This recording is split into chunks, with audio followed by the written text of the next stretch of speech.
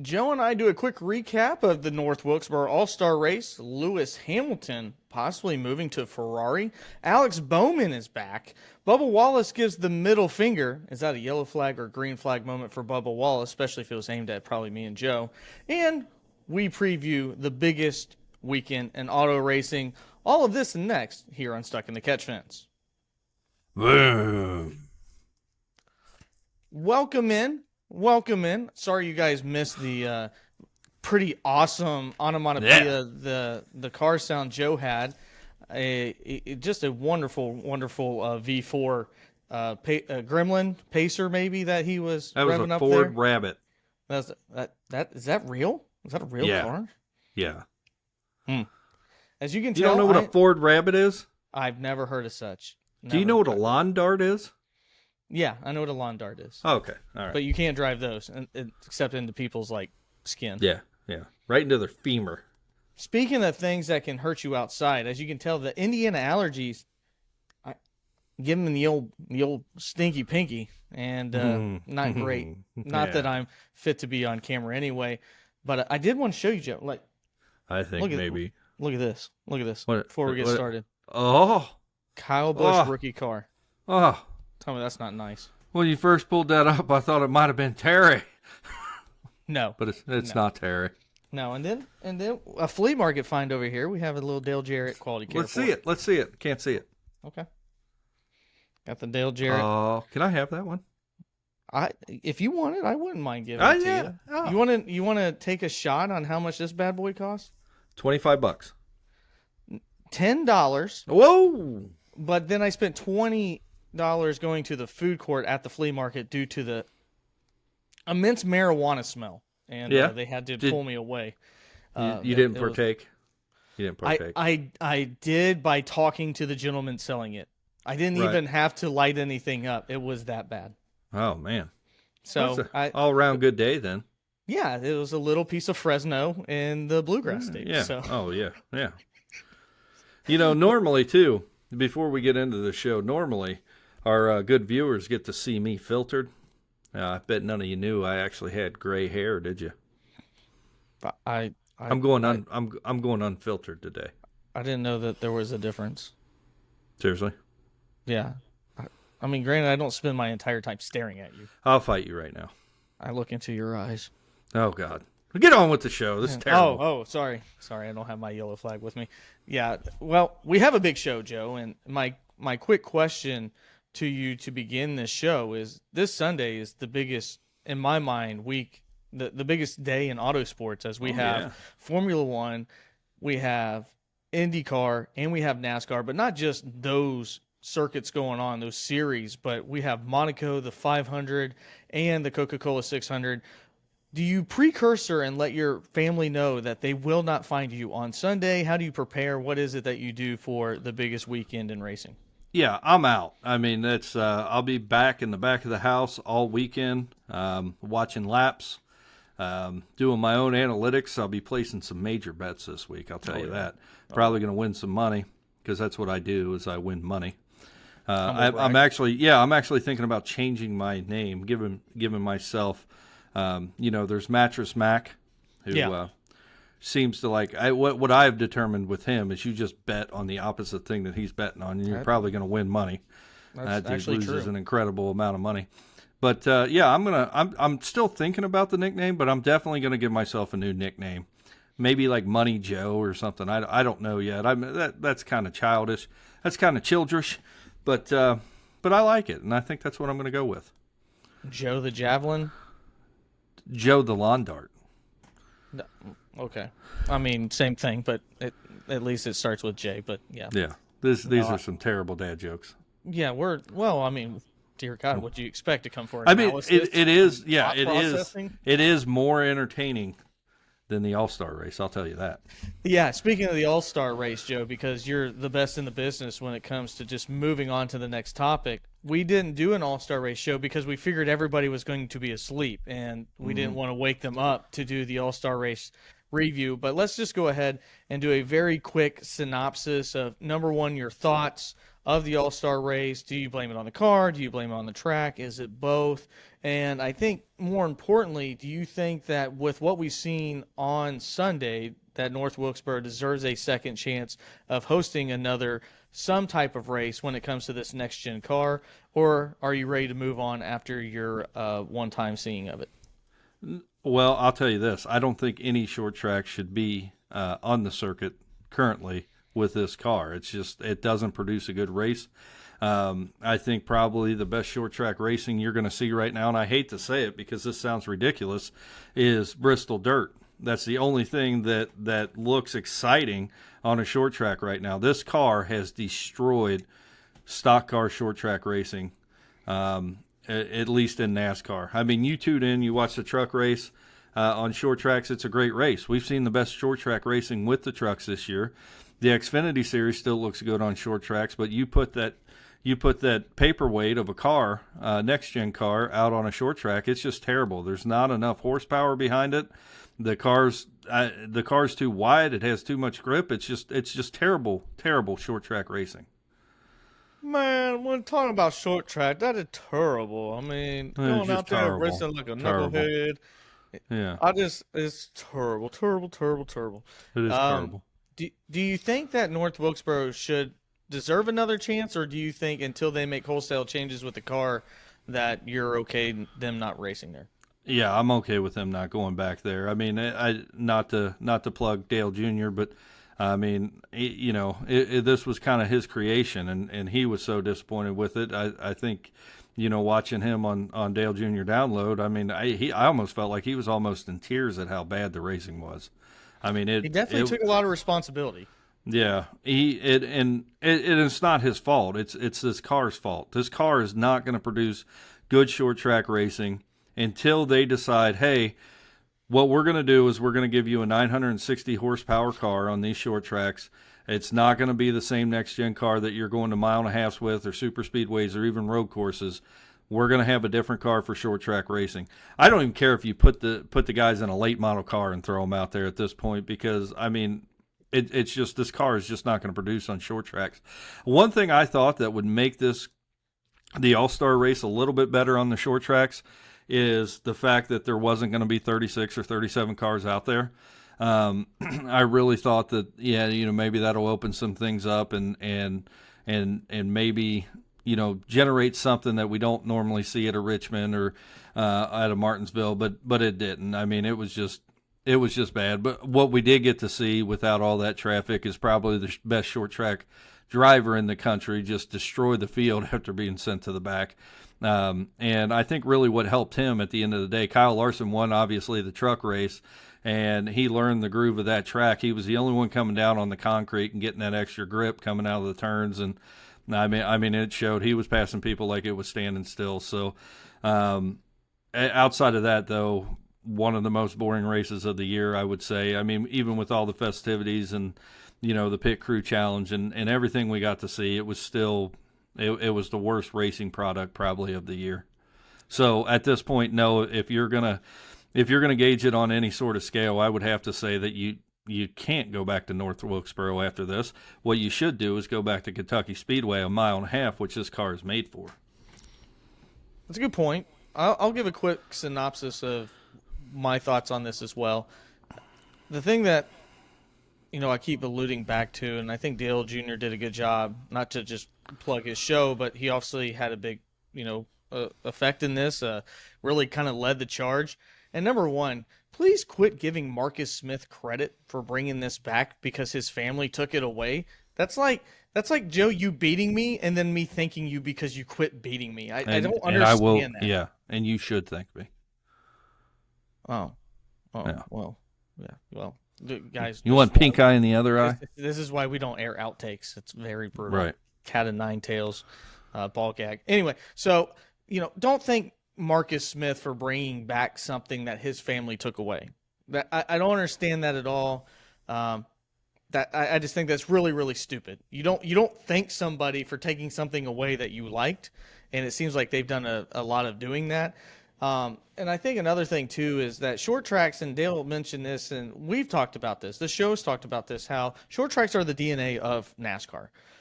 All auto racing starts off on a smaller track. Whether you're running Bandoleros, whether you're running Legends, whether you're running, modifieds, sprints, whatever it may be, it all starts on short tracks.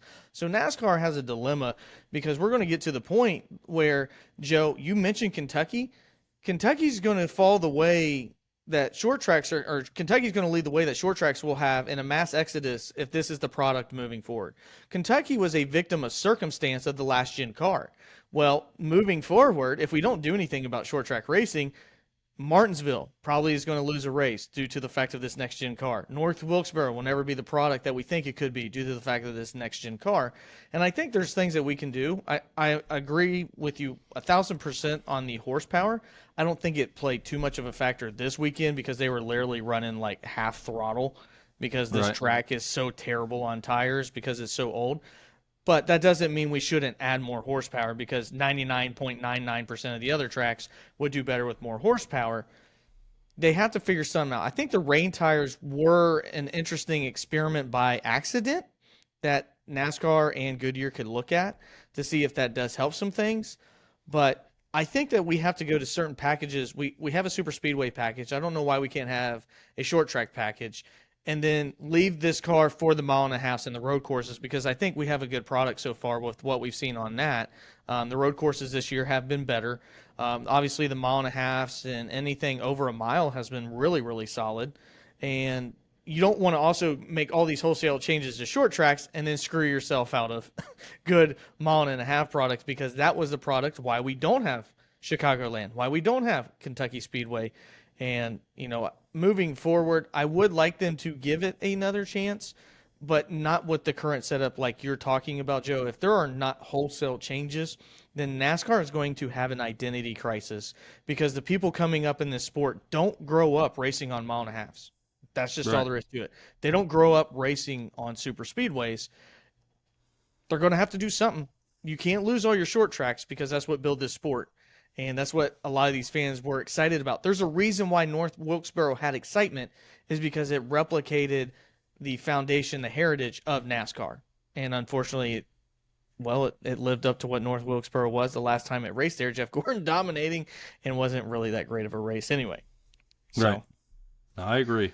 Moving forward, though, Joe, I don't know if you saw this. We didn't talk about this off air, but supposedly a $40 million offer was given by Ferrari to Lewis Hamilton. And we're talking some Formula One because we talk all the sports and motorsports on this. And Joe and I will actually be going to the World of Outlaws here very soon. I think you are getting your tickets right for Monday. I got them. I'm good. There we go. So we'll be doing a quick breakdown on that too because that is one of the funnest things we do all year. But Ferrari.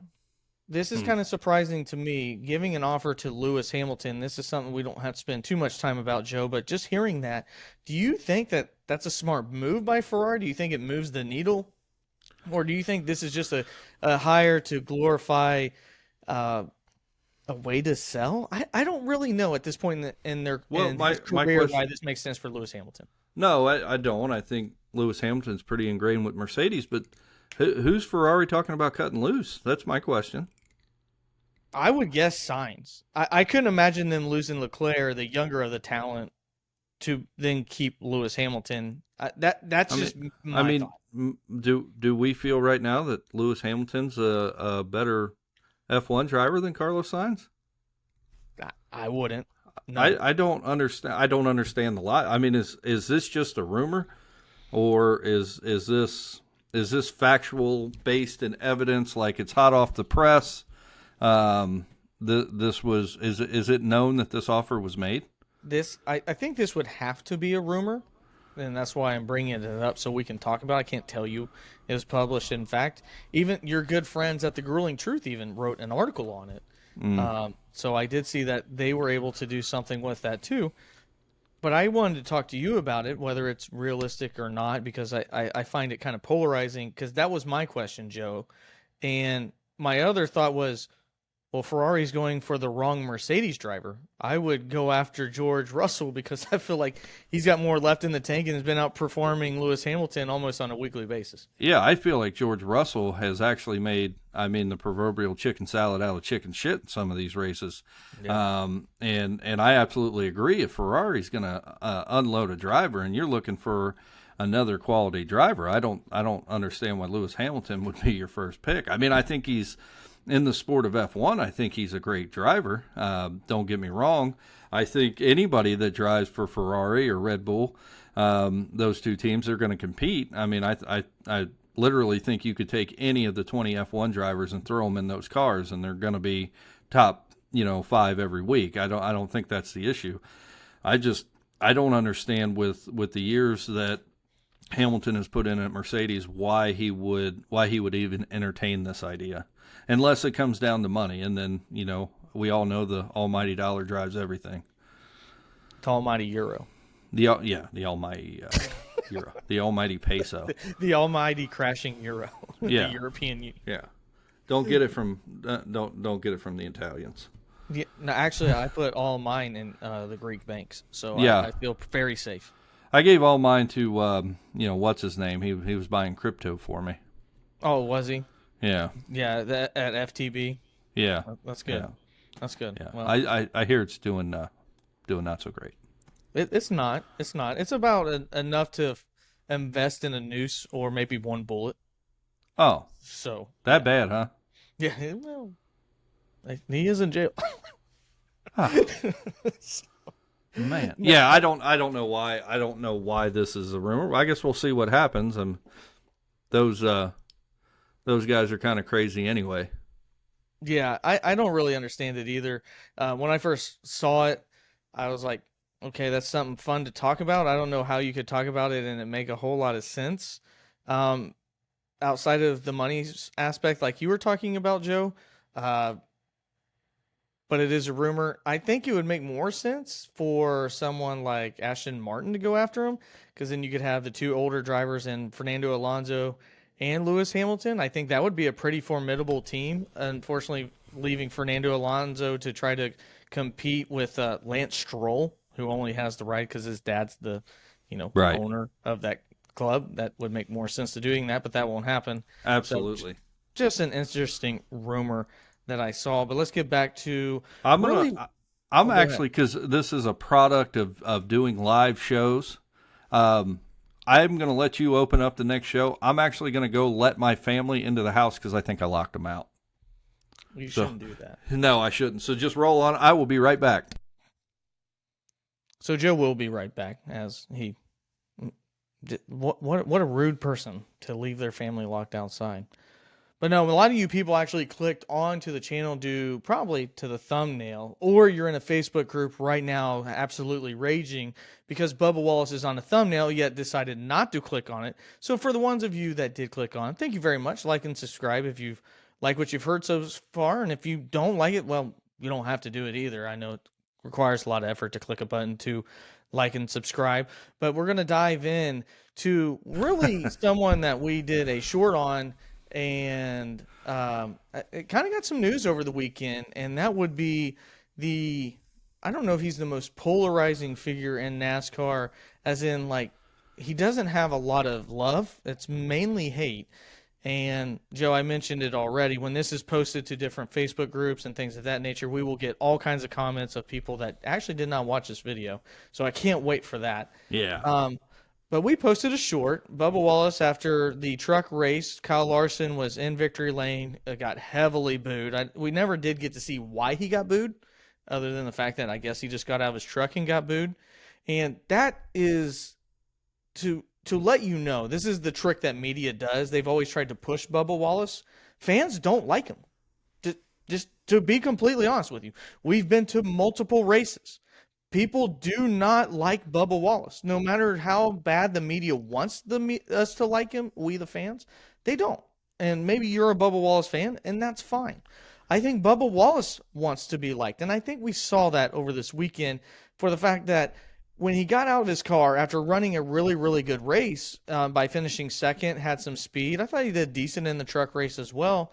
But, Joe, it seems like it's always overshadowed when Bubba Wallace does something. And I want to know if we're picking on him or not. And really the incident that happened that kind of led to this is he gave the middle finger. Now, NASCAR is not going to punish him, but during his interview, he gave the middle finger because he, quote, NASCAR said, gave it to a friend that he knew that was walking by.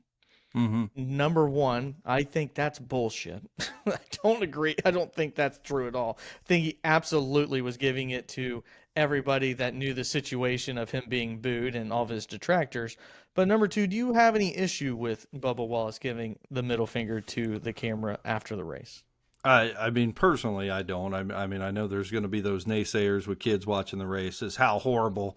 But those same people let their 8-year-olds go back and watch TikTok in their room, so I'm not going to put much stock into that. So, you know, my issue, and you brought up my biggest issue with Bubba Wallace, and here's the problem. And if you talk about this, somebody's going to say you're racist. That's the elephant in the room, right? Because they're going to say Bubba Wallace is black, and you're just saying that because he's black. Well, I could tell you right now, and I'm not even going to defend it. I don't think that way. I don't think that way. The majority of people in this country do not think that way. I don't like Bubba Wallace because he's an asshole. That's why I don't like Bubba Wallace. It has nothing to do with anything else other than that. I think he is an entitled asshole. And I think that because of racism in this country, NASCAR has tried to make him the poster child of the sport. And that, to me, is about as racist as you could talk about things. Because if we're going to sit down and we're going to talk about people that have earned that spot to be the face of NASCAR, certainly Kyle Larson with the championship, certainly Chase Elliott, right?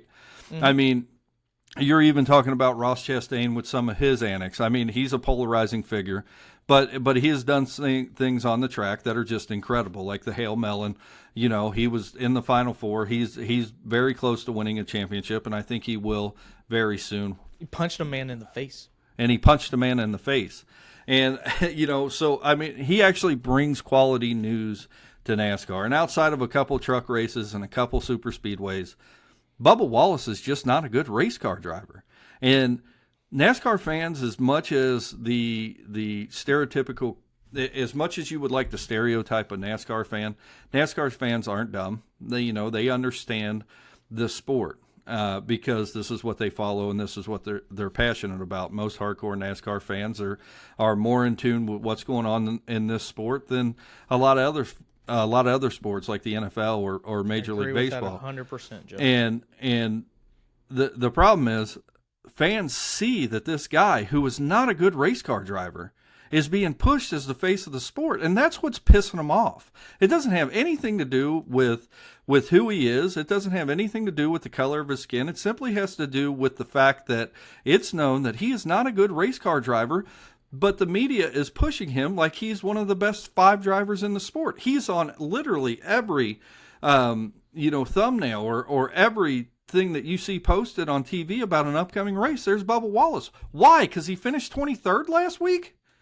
And 30th the week before that. Why are you making him the poster child of the sport? And I don't even have to say it. Anybody with a logical mind will tell you why he's being made the poster child of the sport. And it's not because he's a great race car driver. Well, let me ask you this then, because there's T-shirts out there of Chase Elliott flipping off Kyle Busch at Darlington. There's obviously viral videos of Ross Chastain punching Noah Gragson in the face. So whenever Bubba Wallace flips off the camera, whenever Bubba Wallace tries to outpush Kyle Larson, why is it viewed so negatively? Because one side of it, these things are hailed as, oh, this is great. You know, this is controversy. We like these things. But when Bubba Wallace does it, it's always brought in a negative connotation. I mean, is it though, or is that just a media portrayal? Because I just told you, I don't care that he did it. I think it's funny. I really don't care. These are hypothetical questions that people are going to ask. I don't when Bubba Wallace goes out there and he races like any other race car driver, I don't care if he's pushing people. I don't. I think he's doing exactly what you're supposed to do in that driver's seat. And you know what? I really tried to like Bubba Wallace. When Bubba Wallace went to Eldora and he won the truck race on dirt, I think he won that. Or he Yeah, competed really yeah, well. with Yeah. Kyle Busch Motorsports. Yeah, yeah. And that's been several years ago now. I think it might have been the first or second year at Eldora. I can't remember off the top of my head because I was really excited about the He was trucks known going. by Daryl then. Yeah, and I really tried to like him and tried to watch his career progress. But I think it became pretty evident when he got out of the truck series and he started progressing that he just did not have the talent to compete on the top circuit. I don't care what anybody says, he doesn't. He may win a race or two. He's going to win races here and there, but he is not going to be a championship caliber driver. He never will be.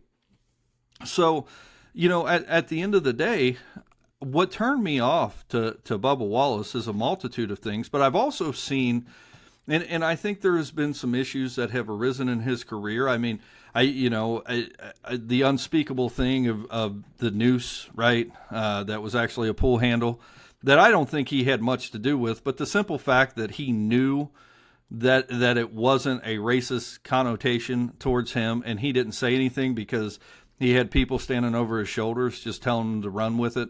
That I lost a little respect for him there.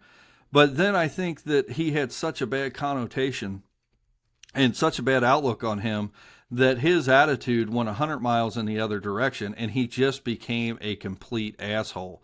When I finally lost all respect for Bubba Wallace was what race was it last year in the playoffs where he wrecks Kyle Larson, then tries to go in Vegas, then tries to go and fight Kyle Larson in the infield.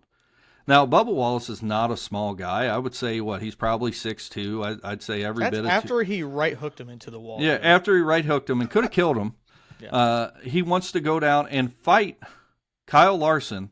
And Kyle Larson, I like Kyle Larson. I think he has that kind of cynical attitude. I actually think he has an attitude a lot like mine, and I think that's really why I'm drawn to him, because he's got kind of a black humor and he's kind of cynical but funny in the same way. Mm-hmm. But at the end of the day, if Kyle Larson wasn't driving race cars, he could be riding in the Kentucky Derby as a jockey. I mean, he's not a big dude. No. And you take one of the biggest people in stature in NASCAR, get out of a car, and you try to go fight somebody that's not as big as your 12-year-old kid, I've lost all respect for him at that point. It's like, yeah, Bubba Wallace, badass, go beat up the littlest guy in NASCAR. That'll make you tough. And that's really where I lost all respect for him. I guarantee you Bubba Wallace wouldn't stand up to a Ross Chastain like that. He wouldn't stand up to anybody physically, because that's the type of attitude he has. He has, you need to hand me everything. I deserve this. And then when he does mess up, he'll make some comment for somebody to feel sorry for him, like your 8-year-old kid does. Well, maybe I'm just not that good. That's what kids say, So that's why I don't like him, because he has a terrible attitude. I think that the reason why we treat Bubba Wallace this way, Joe, is because I think more often than not, humans can see when something foundationally is a lie. And the rise of Bubba Wallace is built on a foundation of sand.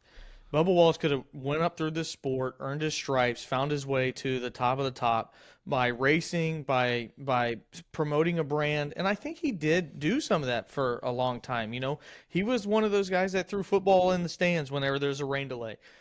He was one of those guys with Corey LaJoie and others like that. And I think he built a following. And I think, he grew up with Kyle Busch Motorsports coming into this. There's a lot of people, regardless, if you drive for Kyle Busch Motorsports, they'll follow you the rest of your career because of that entry into the NASCAR series. And I think that he did have a if anything, a neutral following, not a like or dislike. But yeah, it's Darrell Wallace Jr. is what he was known as. And then the incident happened while the rest of the world was collapsing due to these fake premises in my mind.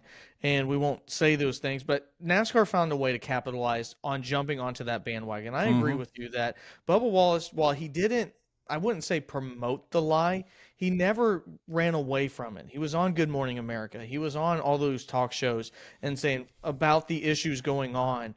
And I think a lot of people going, well, wait a second. We have cities burning down. We can't find any police. There's 7 FBI agents to look at a knot that couldn't strangle a rat. Which was incredible to me, and I could go on a tangent all day about that, because you can't get the FBI to do anything in this country unless it's politically motivated. And right. I mean, there's literally thousands of missing children in this country. Thousands upon thousands of missing children. Something that they should be investigating. There's people out there, and sorry if you don't want to believe this, but there is people out there with child porn all over the place, selling it, buying it, and you're supposed to be investigating that, and they were investigating a slip knot at a racetrack. Within 6 hours. Yeah. So, it's incredible. Yeah, and again, like, the public already knew that this was a lie. So they see this festering, it's building upon building. And I think Bubba Wallace clearly had an opportunity, Joe, to go, I wasn't part of this. I know nothing about it. I don't want to pour gasoline on a fire that I don't think NASCAR needs right now. And instead went, this is a way for everybody to know who Bubba Wallace is. And the internal crisis then began with Bubba Wallace. The Bubba Wallace that was before that day and the Bubba Wallace after that day are two completely different people in my mind. There's an identity crisis because I honestly, Joe, think this man wants to be liked. I think Bubba Wallace is somebody that gets into this sport, drives a car, and I think universally has pretty much been liked more often than not. And then whenever the fans, the people, the common sense pushed back and said, no, this is all bullcrap. I don't believe any of this stuff. This guy is trying to be the face of something that doesn't exist. They pushed back. And it built a strong hatred because people don't like things that they don't think are real. And you saw that because I thought after that, Bubba Wallace goes up to Alex Bowman, throws water in his face while he's getting an IV because he's dehydrated. You see the fake fight. You see he ends up winning the race, and the first thing he does is bring some negative, like, yeah, this is for all my haters. And there's a difference between him and Kyle Busch because Kyle Busch was really not liked for something he didn't do. I mean, that's just all there is to it. He was not liked because of Kurt Busch. But at the same time, Kyle Busch won. And Kyle Busch didn't talk about things off the track as much as he talked about things on the track. Kyle Busch was built upon his foundation, his anger, because of his willingness to want to win. It never really felt like all of the attention was put on Kyle Busch and all the things he was mad at because of anything other than the fact that, Joe, he was just really competitive, but was also really, really good. Bubba Wallace isn't really, really good, and we don't think he's really, really competitive because he always makes it about himself and doesn't seem to come off as a likable person ever since that 2020 incident. So I don't care that he flipped the fans off. If anything, it's kind of funny. Like it is. If he got fans while he got out of his car and they booed him and he turned around and just gave him the middle finger and walked off smiling, I would actually have way more respect for that. That's right. Funny. But when you go out and then the worst thing you can possibly do, I don't care what sport you're in, is tell people how much money you make. People do not relate to that. This is a blue-collar sport. More often than not, your fans are middle to lower class. They don't give a shit how much money you make as they're there spending $300+ to watch this sport.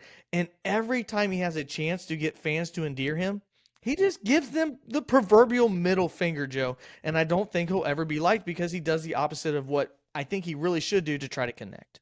Well, and you bring up Kyle Busch, and this is really two different animals, right?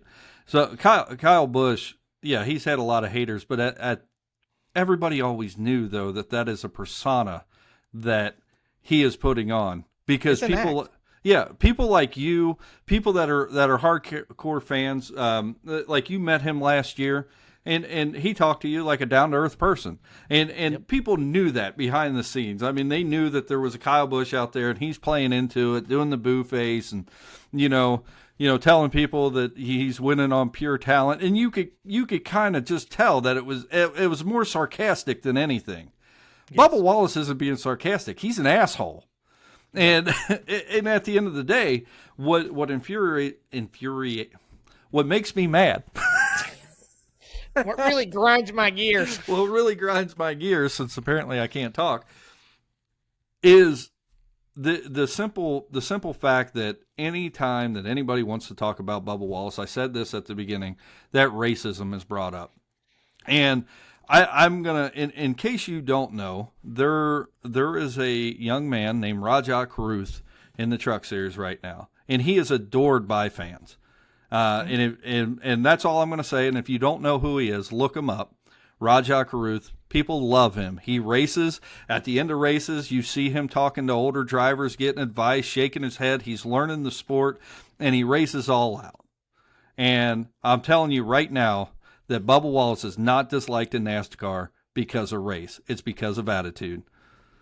Yep. No, I agree with you 100%. And actually, if you watch the truck race, unfortunately for Rajah Caruth, he ended up smacking into somebody going full blown on the backstretch there. And he drives a lot like Ross Chastain, but he has a little bit different attitude outside of the, he wrecked into somebody a couple weeks ago, and they showed him after the race, going up and talking to him, and you could tell that there was a learning moment going on. There was a veteran talking to a rookie, through the mistake that he made, and Rajah was listening, and you could tell he was learning. And he talks to he talks to the media. He's down to earth. He, tells that, I made a mistake, and that's a kid to look. In the next 3 to 5 years, that's going to be a kid to look out for. I can tell you that.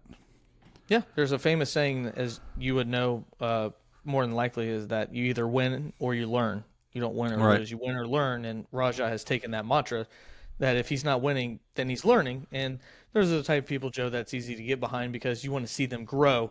He's still very young. But I want to talk to you now, moving on to what we already alluded to, the greatest weekend so far in motorsports. Every single Memorial Day weekend, not only is it the 3 weekend races for us, but also the Monday night race where we get to watch the World of Outlaws come to our local speedway. And the cool thing, Joe, it's about as different as you can get, is we have the Monaco Grand Prix. Obviously, that's a street race. It's very, very tight corners. Most certainly not picked out by Formula One because of how great it is for the racing, but more of, it's just a pretty amazing spectacle in that very, very small country located inside of France. Then we move on to what will be the fastest by far race, with cars in practice going almost 240 mile an hour in the Indy 500. And then we move to the Coca-Cola 600, Joe, where at the end of the day, it's an endurance race. It's about, can you survive not only physically your car, but mentally. I mean, it's 600 miles. This thing is broken into 4 stages. And, how are you willing to endure it? And then obviously we get the dirt race, which is its own beast on Monday night. But what are you looking forward to? Obviously, in my opinion, the first 2 races probably won't be great. I would be surprised if the Indy 500 is great, but at least the last couple of years it hasn't been great. But nonetheless, what are your expectations going into this week, where we will literally have racing from 9 a.m. Eastern well into about 11 p.m. Sunday night? Well, 2 things. The Indy 500 is an endurance race for Indy cars as well, because they're typically running 300-mile races when they go to mile and a halves, or that's a good point. Even shorter than that, on road courses. So that is very much a endurance race for an Indy car, and 240 miles an hour. In racing they about 232. I think we'll probably see speeds during the actual race, but it's just incredible. And I want to put this into perspective. So Cincinnati to Atlanta, I just looked it up. I knew it was under 500 miles, but if you were to drive from Cincinnati to Atlanta, it would take you 6 hours and 53 minutes according to Google Maps, and it's 460 miles. That's if you get good traffic. And that's if 6 hours 53 minutes, but it's only 460 miles. So the drivers, just to put this in perspective, are driving from, we'll say Cincinnati down 75 all the way to Florida in one day, or in one sitting at 200 miles, 190 miles an hour. So the mental aspect of that is just incredible.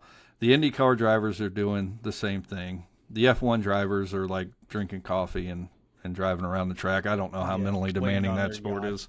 Yeah, I don't know, but At the end of the day, I think you get to see really two of the biggest spectacles in racing, which is the Indy 500. And the Indy 500, the start is cool. Watching the Indy 500 with the history and everything that race offers, it is cool. And really, I mean, it doesn't matter what you're doing.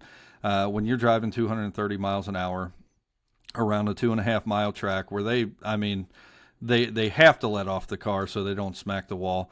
Every one of them is in incredible danger. I don't know the statistics on how many people have died at the racetrack at the Brickyard, on that 2.5 mile track in IndyCar. I'm sure you could look it up real quick.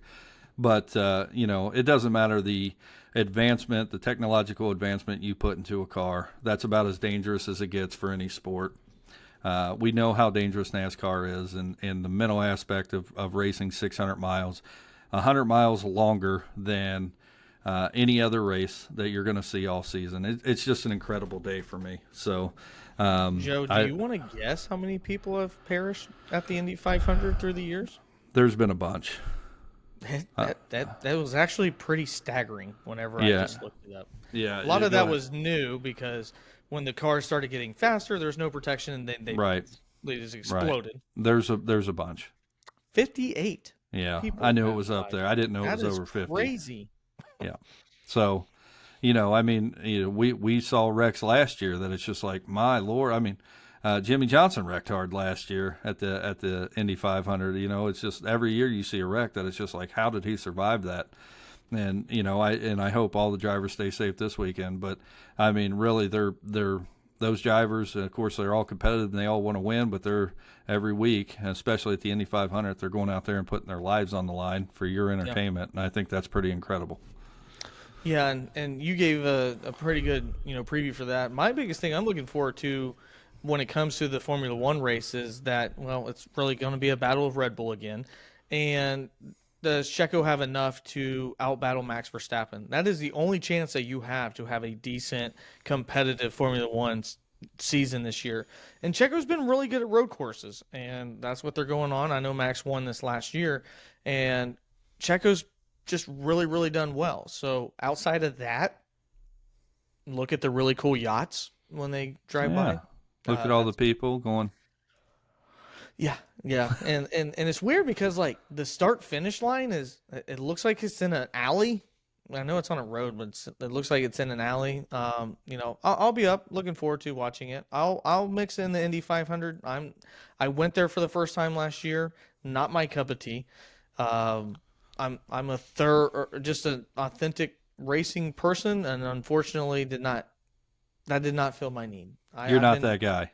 I've been to plenty of boring NASCAR races, and a boring NASCAR race to beat a boring Indy 500 by a landslide. I'll tell you what, I think the racing there to watch is so boring. Of course, I went to the Grand Prix a couple weeks ago, and one of the biggest things that track does is it doesn't allow you could see a whole bunch more at that track, but they built these berms, these viewing berms in the infield where everybody sits, and you can't see the other side of the track, no matter if you're up there to watch a road course or if you're there to watch the oval, or not the oval, but I don't know what you would even call that. They still refer to it as an oval, but it's a freaking rectangle, man. Yeah, it's a rectangle. You can't see the backside of the track from where you're sitting, and that really makes it a boring race because really, I mean, if you're sitting in, say, the last turn coming down the front straightaway, you can almost see maybe half the race because you see them coming in to what would that 1, 2, 3, 4, 5, you see them coming into 5, 6, you see them coming out of 7 and 8 and down the track into 1 and 2. And then maybe just a little, but by that time, those Indy cars are so small and they're so far away that it's hard to see anyway. Yeah. That track really is a product of its own kind of misdesign and how big it is. Unlike Daytona, where it's banked and you could see them coming around the banking, even though they're still far away. And Talladega, well, I just couldn't tell you about that, but you can. Yeah, you can see 90% of it. I mean, we sat right near the start-finish line. We sat on the higher end of the top row, Joe, and really you kind of The entry to turn 3 is kind of difficult to see, but outside of that, you can see the entire track if you decide to sit up high enough to where you can do that. Right. And that's not So even the highest part of the track where we sit. It actually goes down when you get closer to the start finish line because it's closer to 1 and 2 than it is the middle of the track. The middle of the track, the seating goes higher. yeah, yeah, and right now Indy cars is actually more aligned probably as far as putting on a spectacle of racing with NASCAR right now. Indy cars really fun to watch on the mile and a halfs right now. They have really good racing on the mile and a halfs. It is good racing. It's just They've had some hellacious wrecks on their road courses, though. Yeah, they have, and thank God the speeds weren't up like because they've had some hellacious wrecks this year. But as far as Indianapolis Motor Speedway, it's just so big, and those cars can get so spread out that it looks like a boring race. But when you look at lap times and the intervals that they are behind each other, it really is a better race than what it looks like, I think. Because when you're going that fast and you're talking, a 1 second lead going that fast, it looks like a huge lead. But any little slip, you're going to overtake that next driver, faster than you can blink. And I don't think a lot of people realize that. And those drivers are so good and so consistent with their speed that it looks boring. But I promise you, it is not. And those drivers don't think it's boring. I can tell you that. Well, the NASCAR drivers don't because they're fighting to get an IndyCar ride, and it looks like your boy Kyle Larson was able to secure one. So obviously, that's another thing too. That while we, as I should say myself, as a common NASCAR fan, doesn't really care for it, the drivers still respect what is number one, the greatest spectacle in racing, and the history behind it. And I think that's why they want to do it. There's a reason why Kyle Busch has wanted to do it. There's a reason why Kyle Larson's wanted to do it. Why? Somebody like Tony Stewart did do it, and Kurt Busch did, the 1,100 miles in the same day. But I want to move on quickly, Joe. Did you say Tony Stewart? Tony Stewart? Mm-hmm. Oh, okay. Yep. I didn't hear you mention Busch. that. Yep. I just wanted to throw that out there. Danica never did it. No. No, she definitely couldn't finish, that's for sure, on either one of the races. But going into the Coca-Cola 600, and you brought this up, and the endurance part of it. Please let me preface this, and I've said this before on a different avenue. If you like racing, go get your favorite NASCAR game and just try to do it for an hour and a half straight. Just an hour and a half with your fingers. Just do it for an hour and a half straight. How hard is it? Don't press pause. Don't do anything besides drive.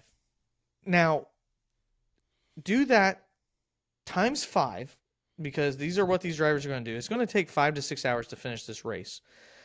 Then preface the fact that you're going to be in a car that at the beginning of that race, Joe, is going to be the hottest part of the day. So probably inside the car, let's just put a gentle 135 degrees, which it'll probably be more than that. It'll probably be close to 140. And then let's have your heart rate resting at 145. Yeah. And you're doing that for 6 hours. That is what the Coca-Cola 600 is.